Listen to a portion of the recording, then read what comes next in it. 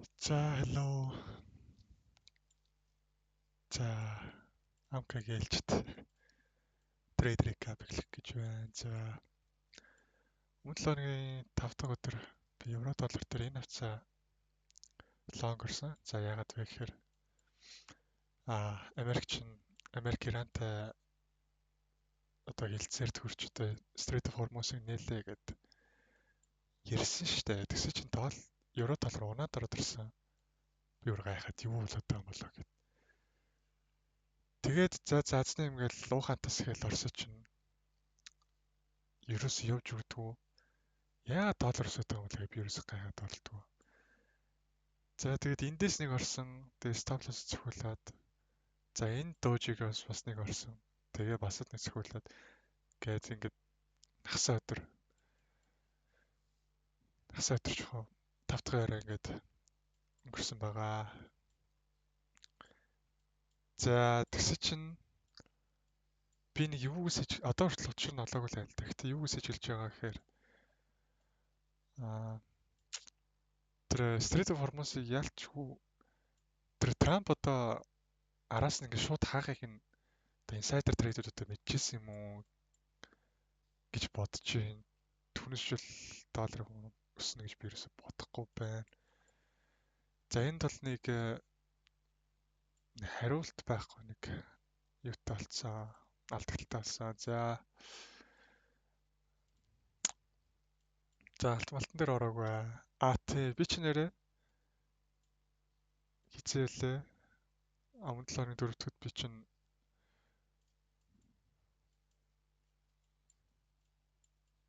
энэ хавцаа би эндээс ингээ лонг гарч байна гэдгсэн шүү дээ. Тэгэл яг тэгж хэлэл бичлэгээ хагаад YouTube дээр оруулсан чинь шууд юу яагаад гэсэн шүү дээ. Газрын тосын үн амар өссөн байсан. Тэгсэн ирнэ алт ингээд энэ хавцаа ингээ өндөр байгаад байсан байхгүй юу? За 15 минут хараад байна.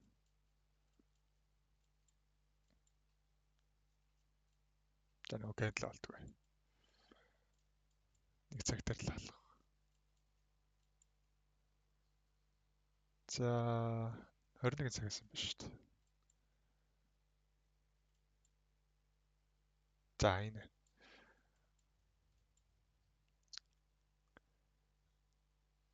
За энэ л кэндл ах та 15 минутаар газрын тос өссөн байхад алт өссөн байсан байхгүй юу? Тэгэхээр би за ямар сони юм бэ гэж луугантаас гээл эндээс шорт орсон. За өөр яг би бүр амар энэ хавцаа байсан болохоор за шууд орчихъя гээд стоп лосс маань амар бага байсан. Хэрэв би өөрийнхөө орох хэмжээгээр орсон бол нэг $6 рисклэг байсан болохоор би лото 1.3 болгоод за энэ хавцаа ч юм уу шууд хаацсан. Тэгээд $200 ашигтай гарсан. За хэрвээ би нэг ингээд барьж ирсэн бол нэлээд ашигтай байх юм байна. Гэтэ би үнэхээр лото өсөж орж байгаа юм чинь бас тэрэн дээр жоо болгоомж тандах хэрэгтэй. Гэтэ үнэхээр миний лото өсөх нь зүв байсан уу, буруу байсан уу гэж бодоод үзэхээр бас жоох хэрэгэлцээтэй.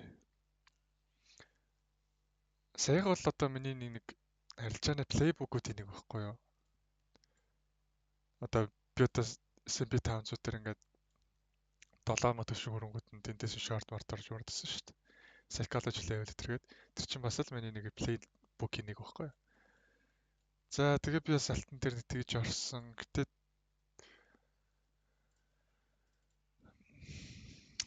би яг дүрм зөрчиж байгаа юу гэж бодохоор зөрчөөгүй ч шиг гэсэн юм. Хэрвээ би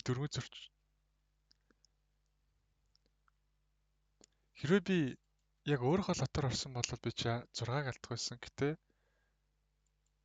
тийм бага жижиг стоп лосстой $60 эрсдлээд энэ орох нь одоо зөв бүрэн би одоо сайн ялгаж мэдэхгүй л байна. Гэхдээ ашигтай гарсан та баярлаж байна. За одоо өөрчнж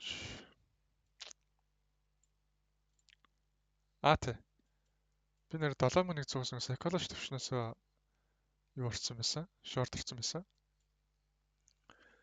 За тэгээд тэний break-ийн виза хаасан. Яагаад гэвэл одоо psychology төвшин яг 7500 эсвэл нэг 7000 гэдэг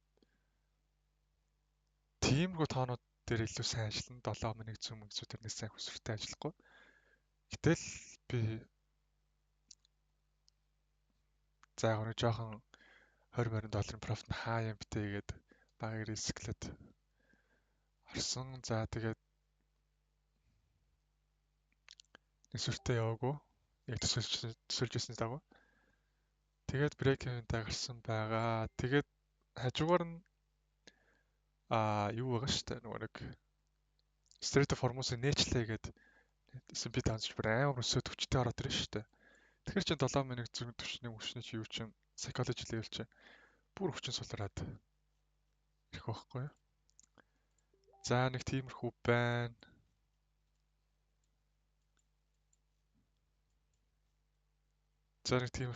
За одоохондоо л арилжаа хийн гэсэн ямар нэг бодол байхгүй байна.